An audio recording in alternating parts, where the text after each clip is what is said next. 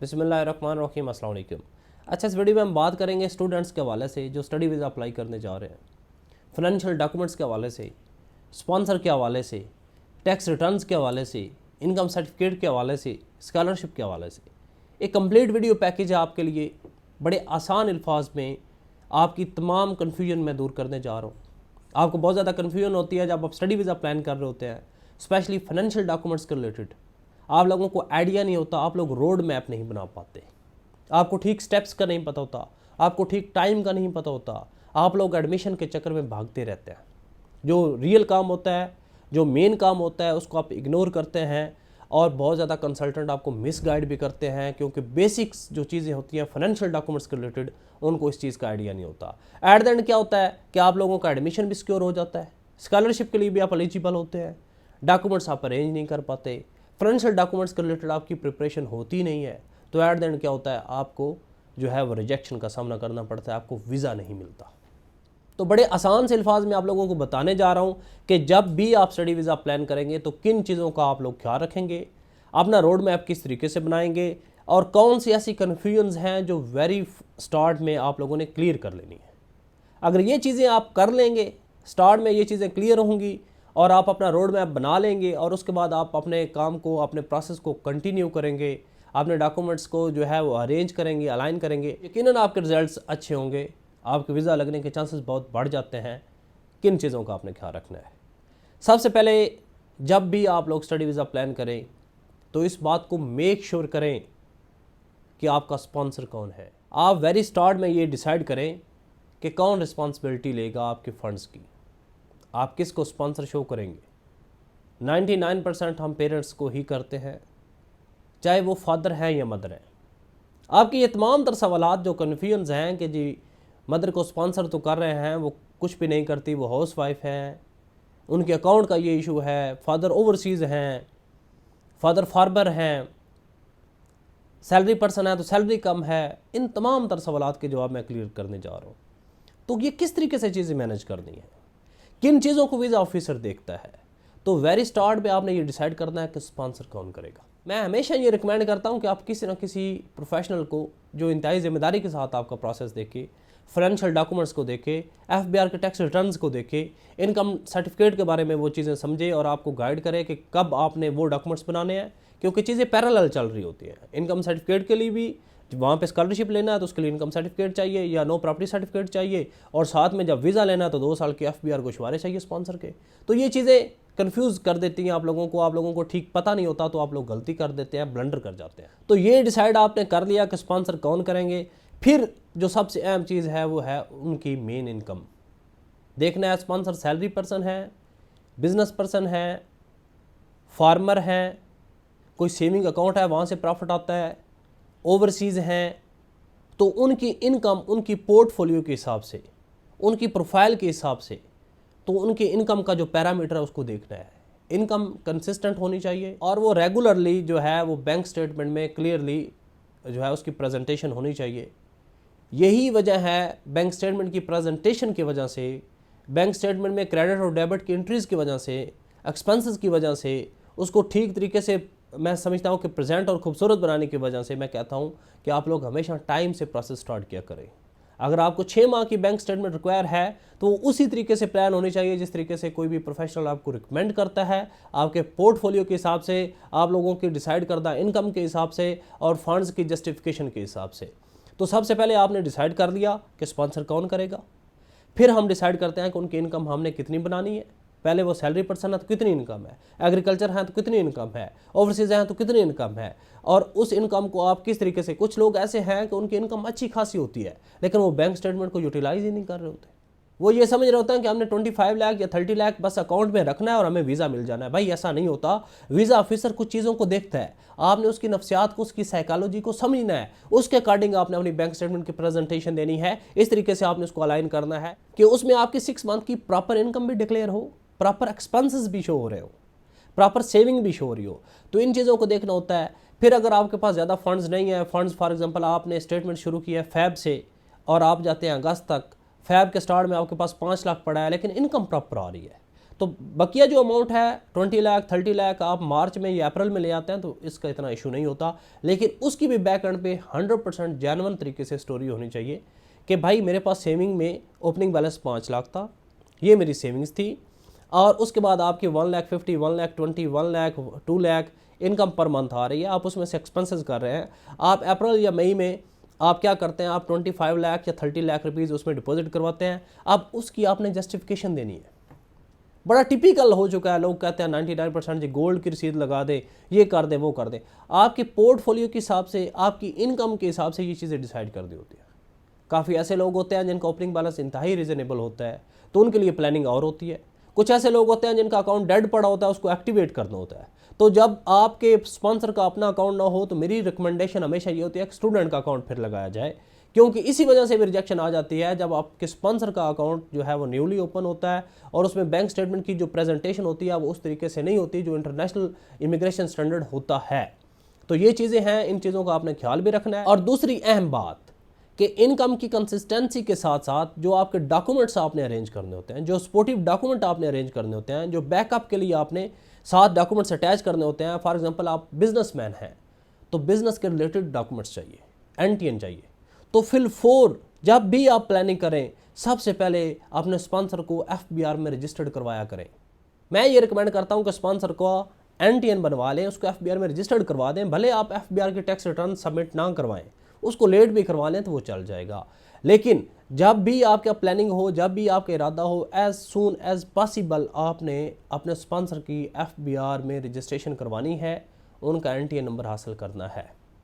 जो सबसे बड़ी गलती है वो ये है कि आप लोगों ने प्रॉपर प्लानिंग नहीं की होती। आप किसी न किसी नुमाइंदे से मिलते हैं जो आपको एफबीआर के रिलेटेड नज़र आता है। आप कहते हैं मेरे रिलेटिव्स थे, मेरे अंकल वहाँ से काम करवाते थे। आप उसके पास जाते हैं कि भाई मैंने वीज़ा अप्लाई करना है, स्टडी वीज़ा अप्लाई करना है, ये मेरे स्पॉन्सर हैं, तो आप इनको फाइलर कर दें, आप हमें 2 साल के गोशवारे बना दें। भाई क्या कर रहे हैं आप लोग? ये सबसे बड़ा ब्लंडर है।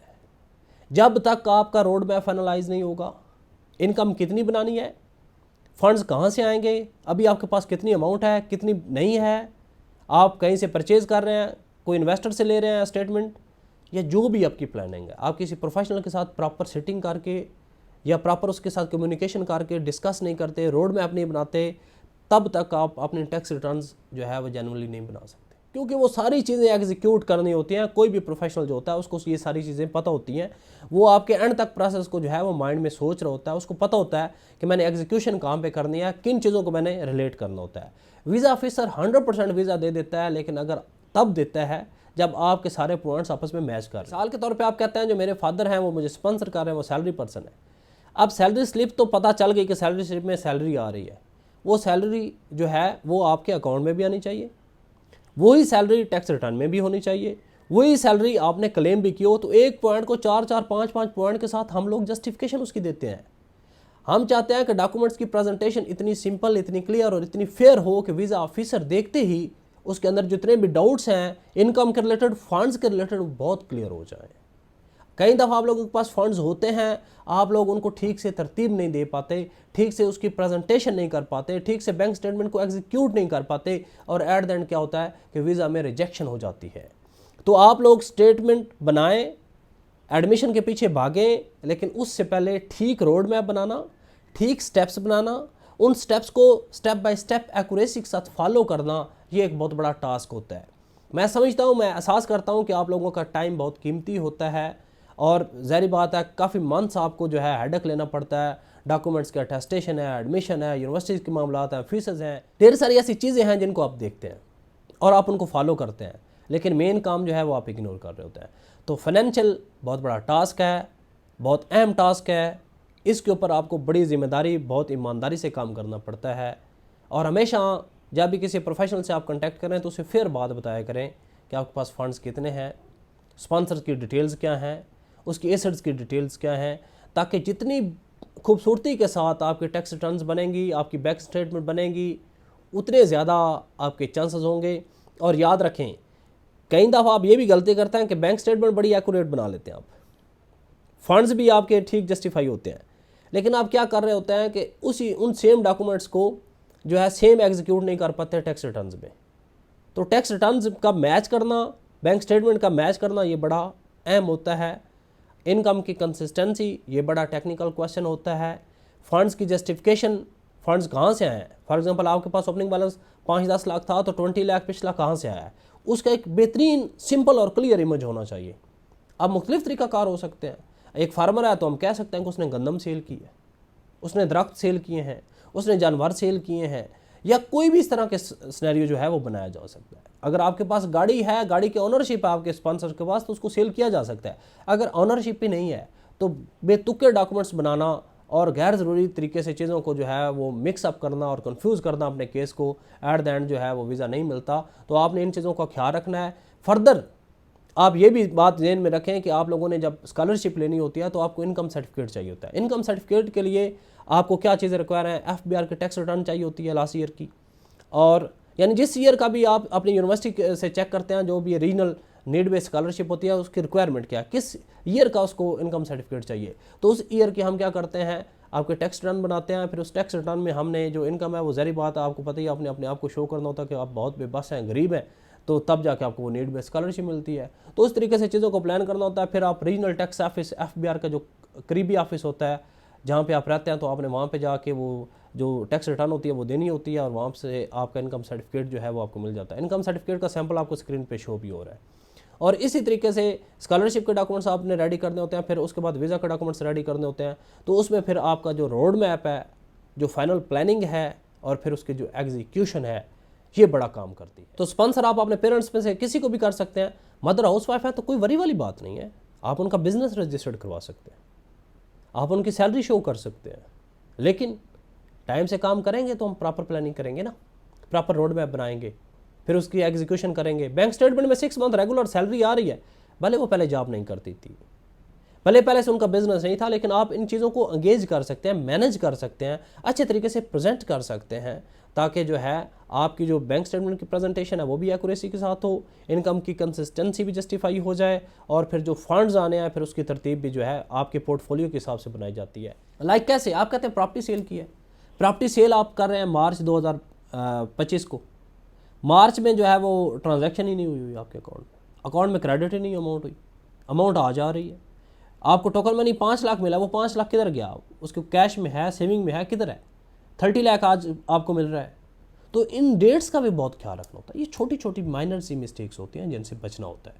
अगर आप इन चीज़ों का ख्याल रखेंगे, ये रोड मैप बना होगा, स्टेप्स बने होंगे, तभी आपके लिए पॉसिबल है। तो हमेशा टाइम से किसी ना किसी प्रोफेशनल को हायर करें, एक्यूरेसी के साथ अपना रोड मैप बनवाएं, अपना पोर्टफोलियो डिस्कस करें, और उसके अकॉर्डिंगली अगले काम सारे करें। आप लोग एडमिशन करते हैं, सारे काम करने के बाद एट द एंड जब 2 से 3 माह आपके पास होते हैं, आप आ जाते हैं, कहते हैं जी टैक्स रिटर्न बना। और सबसे अहम बात जो है, 90% लोग ऐसे हैं जो टैक्स रिटर्न कहीं से भी बनवा लेते हैं। उनको पता ही नहीं होता भाई जिस बंदे से टैक्स रिटर्न बनवा रहे हैं क्या ये इमिग्रेशन को डील करता है, क्या स्टडी वीज़ा के रिलेटेड इटली या ये जितने कंट्रीज हैं इनको ये देख रहा है, आगे एक्सपीरियंस क्या है, बड़ी चीज़ें मैटर करती हैं। मेन चीज़ होता है आपकी प्लानिंग को समझना, आपके केस को समझना, आपकी रिक्वायरमेंट को समझना, और सबसे अहम वीज़ा ऑफिसर क्या चाह रहा है, उसके अकॉर्डिंगली हमने डॉक्यूमेंट्स कैसे अरेंज करने हैं, बनाने कैसे हैं।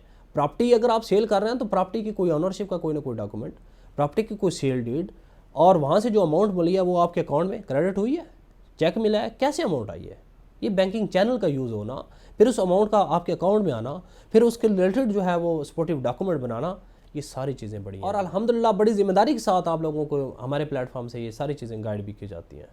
तमाम फाइनेंशियल डॉक्यूमेंट्स, आपके स्पॉन्सर की डिटेल्स, एफिडेविट्स कैसे बनाने हैं, बैंक स्टेटमेंट की प्रेजेंटेशन कैसे, क्रेडिट कैसे करना है, डेबिट कैसे करना है, कब करना है, टाइम क्या ठीक है, और इनकम सर्टिफिकेट के हवाले से या फर्दर जितनी भी चीज़ें होती हैं उसको इमिग्रेशन के पॉइंट ऑफ व्यू से आपको गाइड किया जाता है। फर्दर अगर इस हवाले से आपको कोई गाइडेंस चाहिए, कोई हेल्प चाहिए, ये मत सोचें कि भाई आपके जो स्पॉन्सर हैं वो उनकी तो कोई सोर्स ऑफ इनकम नहीं। आप प्लान करें, ठीक टाइम पे आप कंटेक्ट करते हैं, ठीक टाइम पे आप अपना प्रोसेस स्टार्ट करते हैं, ठीक टाइम पे आप लोग अपने बैंक स्टेटमेंट की प्लानिंग करते हैं, फंड्स के अरेंजमेंट्स करते हैं, तो आपके लिए चीज़ें बड़ी आसान हो जाती हैं। वो कहते हैं इम्पॉसिबल भी अल्हम्दुलिल्लाह फिर पॉसिबल हो जाता है जब आप लोगों ने ठीक टाइम पे चीज़ें स्टार्ट की होती हैं, आपके पास एक प्रॉपर टाइम होता है, प्रॉपर आप उसको एग्जीक्यूट करते हैं। चाहे वो हाउस वाइफ है मदर आपकी, चाहे फादर हैं चाहे वो ओवरसीज़ हैं, हर लिहाज से आपके पोर्टफोलियो के हिसाब से आपका केस प्लान होगा, रोड मैप उसका एक्यूरेट होगा, तो अल्हम्दुलिल्लाह आपका इंशाल्लाह वीज़ा लगेगा। फर्दर अगर इस हवाले से आप कहीं भी स्टडी वीज़ा अप्लाई करना चाहते हैं, आप FBR के डॉक्यूमेंट्स के रिलेटेड कंफ्यूज हैं, आप इस हवाले से परेशान है स्पॉन्सर कौन करे, तो आप बिला झिझक जो है वो हमसे कॉन्टेक्ट कर सकते हैं। उम्मीद करता हूँ सारी चीज़ें आपको क्लियर होगी होंगी। दुआ में याद रखिएगा, अपना ख्याल रखें। अल्लाह हाफिज़।